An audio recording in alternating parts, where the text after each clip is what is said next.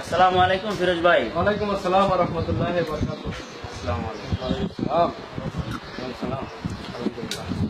আপনি কেমন আছেন ভাই? আর আপনার বাড়ির সবাই কেমন আছে? ফিরোজ ভাই, আমার কথা বলবো। আমার কথা তো আপনি সবই জানেন। আমি তো এখানে ভালোই আছি। প্রবাস জীবন ভালো না থাকলেও ভালো বলতে হয়। আমি ভালোই আছি ইনশাআল্লাহ। আপনাদের দোয়া, সবার দোয়া আমি ভালোই আছি।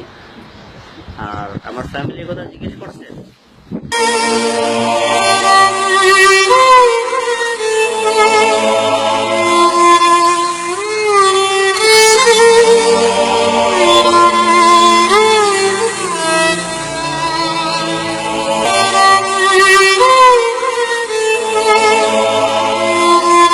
কি ব্যাপার জাহাঙ্গীর ভাই, আপনি কাঁদছেন কেন? কি হয়েছে আপনার? কিছু হয়নি ফিরোজ ভাই, আপনি হয়তো বা জানেন না। গত 20-25 দিন আগে আমার বাবা মারা গেছে। তো সেই বিষয়ে ফ্যামিলি নিয়ে আমি অনেক টেনশনে আছি। আপনি তো জানেন আমার বৃদ্ধ মা যদিও আমি আমার নিজেকে সান্ত্বনা করতে পারতেছি, কিন্তু আমার মাকে যে আমি কোন ভাষা সান্ত্বনা দেব আমি কিছুই বুঝে পাচ্ছি না। শুনুন ভাই, কান্দাকাটি করেন না জাহাঙ্গীর ভাই। আসলে আমরা প্রবাসে থাকি, সবার বাপ মা তো আর চিরদিন বেঁচে থাকে না। আর আমরা প্রবাস জীবনে আমাদের এরকমই একটা দুর্ভাগ্য আর এমন একটা কপাল আমাকে দেখা সম্ভব হয় না বাপ মা। বুঝতে পেরেছেন? তো মন খারাপ করেন না। আপনাকে যে বয়স এখন, তো আপনাকে মনে করেন যে নামাজ কালাম পড়বেন, বাপ মাকে দোয়া করেন, কারণ একটা সন্তানই একটা বাপ মার প্রতি কিংবা বাবার প্রতি দোয়া করলে আপনার কাজে লাগবে। ঠিক আছে? তো নামাজ কালাম পড়েন, তার জন্য দোয়া করেন, তার মাতৃ কামনা করেন। তা কনে আছেন ভাই এখন জাহাঙ্গীর ভাই নাকি? ফিরোজ ভাই, আপনি তো জানেন আমাদের যে এলাকা লিলু ভাই, তার মাধ্যমে আমরা দেশে টাকা আদান প্রদান সবকিছু করি।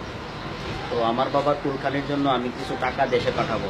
জাহাঙ্গীর ভাই, যদি কিছু মনে না করেন তো আমি আপনার একটা কথা বলতাম। তো চলেন লিলু ভাইয়ের ওখানে যেই বলি নাকি?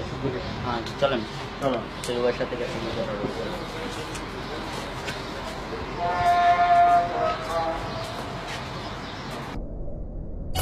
তুমি দিও না গো বাসর ঘরের বাতির ভাইয়া। হ্যালো, কিরে টাকা পাস না কোনো? কি কর? আরে বেটা, আমি কত লাখ লাখ টাকা ব্যবসা করতেছি, আর তুই তো 20,000 টাকা দিয়ে কল দিয়ে আমারে ঘুমাইতে দিস না। কি শুরু করলে এটা? দিতাছি টাকা পাই যাবে। আমি আছি না, আমি লিলো আছি। আমি মরে গেলেও টাকা পাবি, তুই টাকা টেনশন করিস না, বুঝছস? আচ্ছা রাখ রাখ, কলের যন্ত্রণায় আর বাসি না রে। হ্যালো, আরে কি কি খবর? আরে সমস্যা নাই ভাই, পাইয়া যাবেন টাকা। হ্যাঁ পাইবেন। আচ্ছা রাখেন রাখেন, সমস্যা নাই, টাকা পাইয়া যাবেন আপনি। এটার লাগি টেনশন করেন না। আর বাসি না, 10 মিনিট না পান নিয়ে। আরে সকাল সকাল দিমাগটা খারাপ করে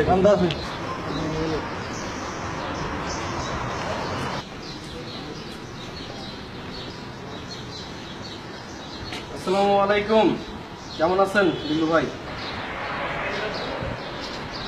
ওয়ালাইকুম আসসালাম।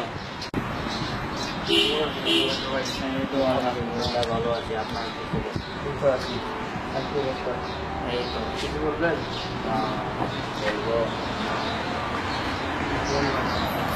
আচ্ছা বলেন, কি করতে পারি? এই, তুমি যাও এখন। বলবো ভাই, আসলে আমি কিছু টাকা দেশে পাঠাইতে চাইছিলাম। তো আমি তো সবসময় আপনার কাছ থেকে টাকা পয়সা পাঠাই দেশে। তো এবার একটু মোটা অঙ্কের টাকা পাঠাবো আর কি দেশে। আচ্ছা, তো কি ব্যাপার, আমি যদি আজকে টাকা দেই কবে পাবে আমার বাড়িতে? সমস্যা নেই, কালকে পাই নিও। কালকে পেয়ে যাবে? সত্যি ভাই?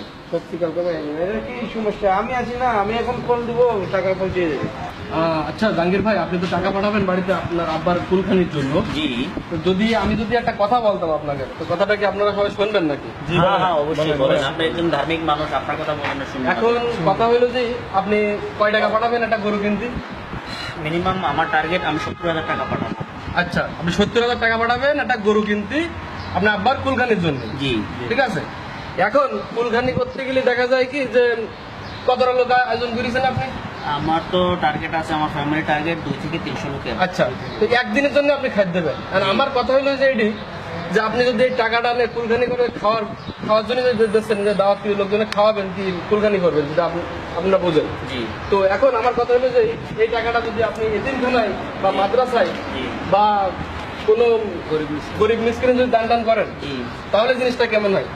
মনে করেন যে আপনি যাদের দাওয়াত করে খাওয়াবেন, তারা একদিন আইসি খাওয়া দাওয়া করি, একটু দোয়া করে দেবে, একদিনই শেষ।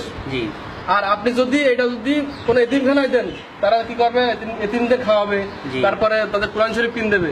আর এই কোরআন শরীফ মনে করেন যে ওইভাবে থাকবে, আরো মনে করেন এতিমরা আসবে, তারা পড়বে, তো জি। সারা জীবন আপনার আব্বা সব পাবে জিনিসটা। জি ঠিক আছে? তারপরে দেখা যায় কি যে আপনি পাঠাচ্ছেন কি, মানে খাওয়াচ্ছেন একদিনের জন্য, একদিনে সব পাচ্ছেন, জি এতে তো কোনো লাভ হচ্ছে না, তাই না? না। তো আমি মনে করি যে আপনারা যদি যে এডি যদি কোনো এতিমখানায় দেন, কিংবা কোনো গরিব মিসকিন দেন, অনেকের ওই যে মনে করেন ভ্যান চালায় খায়, জি ভাই বেদিক পাচ্ছে না টাকার জন্য। আমার কথা বুঝতে পারি, আমার বাড়ি কিন্তু ভাই খাত কিনি, বুঝতে পারছেন? জি, জি, বুঝতে পারছি, জি, তো আপনার বুঝতে পারছি। এখন আপনি যদি কোনো গরিব মিসকিন দেন, তাহলে ভালো হবে। দেখা যায় ওই লোকটার মাই বেদ পাচ্ছে না, তার মাইয়ের আপনি টাকাটা দিলে সে মাইরা বেদিক পারবে, কিংবা একটা গরিব লোকের দিলে সে ব্যবসা করে খেতে পারবে, জি জি তাই না? জি এই জিনিসটা তো ভালো নাকি? তো এখন আপনাদের মতামত কি? আমি আমার দৃষ্টিতে দিয়ে আপনাদেরকে বললাম, এবার আপনারা বলেন কি করবেন। আসলে জাহাঙ্গীর ভাই, কিন্তু কথাটা কিন্তু সত্যি বলেছেন, রাইট কথা বলছেন ভাই আপনি। আর এখানে এই জিনিসটা করলে সবথেকে ভালো হবে। এখানে লিলু ভাইকে আমি একটা কথা বলবো। তো আমি যেটা বলতে চাইতেছি, আসলে ফিরোজ ভাই কথা বলবো কি, আসলে আমি তো আপনার মতো কখনো চিন্তা করে কথাটা দেখি নাই। তো আপনি যে কথাগুলা বলছেন, আমার কথাগুলো অনেক পছন্দ হয়েছে ভাই। আমি 70,000 টাকা দিয়ে আমি 200 মানুষকে খাওয়াবো না। আমার এলাকায় একটা মিসকিন এতিম মেয়ে আছে, যার টাকার অভাবে বিয়ে হইতে পারতেছে না। আমি ওই টাকাটা ওই মেয়ের বিয়ের কাজে লাগাবো, হ্যাঁ আর আমি আমার বাবার জন্য করাবো। আমি দোয়াই হচ্ছে আমার সবচেয়ে বড় দোয়া। হ্যাঁ, আপনি নামাজ কালাম জি। পড়েন, আপনি হলেন সন্তান, জি, আর আপনার জি। যে এখন যুবক বয়স, জি। আপনি দোয়া করলেই সেটি কাজে লাগে বেশি। জি জি ঠিক আছে? কি বলো লিলু ভাই, ফিরোজ ভাই যে আর- কথাটা বললো? ঠিক আছে ভাই, আমি কথাটা ফারুক ভাই, তুমি কি বলো?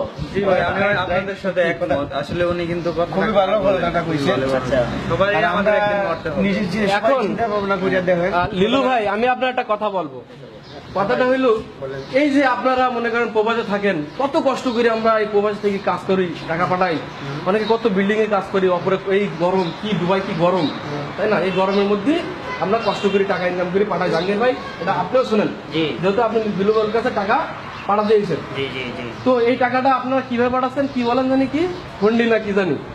ভাই আমি তো এত কিছু বুঝি না। আমি লিলু ভাইকে এখন- টাকা দেই, লিলু ভাই কিভাবে ঠিক পাঠায় আমি আছে, জানি না। এখন এই যে হুন্ডিতে আপনি টাকা পাঠাচ্ছেন, এটা কিন্তু ঠিক না এক প্রকার। আপনি 2 টাকা বেশি আশায় আপনি তার কাছে টাকাটা পাঠাই দিচ্ছেন, জি জি তাই না? আমাকে কিন্তু হালাল টাকা 100%, আমাদের প্রবাসীর টাকাগুলো একদম হালাল।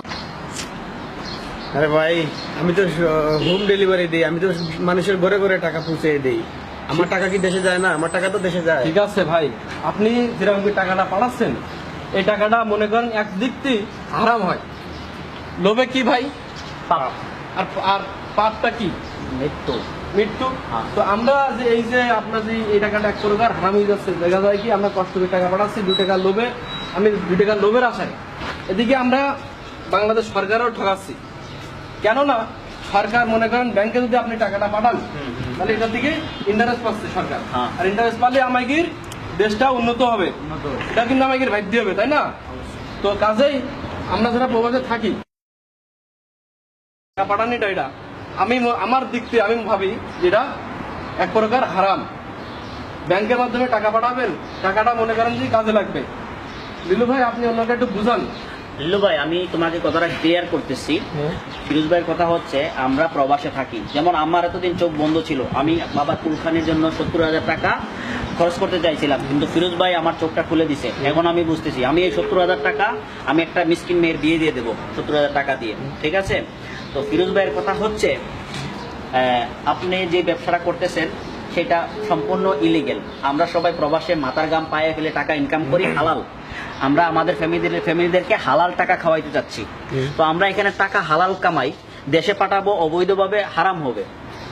আমি টাকাটা দেশে পাঠানোর পরে আমার মা খাবে, আমার বাপ খাবে, আমার ফ্যামিলির সবাই খাবে এই টাকাটা। তো আমি এখানে টাকা হালাল কামাইলাম, কিন্তু অল্প টাকার জন্য টাকাটা আমি হারাম করে ফেললাম। আমি চাবো না আমার ফ্যামিলিকে কখনো হারাম টাকা খাওয়াইতে। আমি আজকের থেকে ভাই আপনার কাছে কোনো টাকা দেবো না, আমি ব্যাংকিং মাধ্যমে টাকা লেনদেন করব। আপনার কাছে হুন্ডি ব্যবসা আমি আর আপনার কাছে টাকা পাঠাবো না। আপনাকে বলছি লিলু ভাই, এই যে আপনি যে ব্যবসাটা করতেছেন ভাই, হয়তো কি 2 টাকার লাভের আশায় আপনি ব্যবসাটা করতেছেন, যদি পারেন ভাই এই ব্যবসাটা বাদ দেন, সেটা আমি মনে করি সবচেয়ে ভালো। আসলে জানেন কি ভাই, এতদিন আমি বুঝতে পারি নাই এরকম, আর আজকে আপনাদের কাছ থেকে আমি শুনলাম, বুঝলাম, আপনারা আমার চোখ খুলে দিলেন। আজ থেকে আমি এই ব্যবসা আর করবো না, এই ব্যবসা বন্ধ করে দিলাম। ভাই আপনাদের সবার উদ্দেশ্যে বলতেছি ভাই, আমরা প্রবাসী, আমাদের অনেক কষ্টে অর্জিত টাকা আমরা সবাই ব্যাংকিং এর মাধ্যমে, প্রবাসের সকল টাকা ব্যাংকিং এর মাধ্যমে আমাদের ফ্যামিলির কাছে পৌঁছাবো। কোনো অবৈধ রাস্তা, কোনো অবৈধ পন্থায় আমাদের বৈধ টাকা অবৈধ করব না। আমরা আমাদের ফ্যামিলিদেরকে সবসময় হালাল খাওয়াইতে চেষ্টা করব, হারাম খাওয়াবো না। কি বলেন আপনারা? ঠিক আছে, আমরা ঠিক আছে। আমরা আজকের পর থেকে হন্ডি ব্যবসা নামে যে এটা হয় এটাকে না বললাম। আর বাকি যারা প্রবাসীরা আছেন তারা অবশ্যই এটা হন্ডি ব্যবসাটা বন্ধ করবেন, প্লাস হন্ডি ব্যবসার ভাবে আমরা টাকা পাঠাবো না, আমরা ব্যাংকিং মাধ্যমে টাকা পাঠাবো। সবাই ভালো থাকবেন। প্লিজ আমাদের ভিডিওটা যদি ভালো লাগে লাইক, কমেন্টস এবং শেয়ার করবেন। ধন্যবাদ।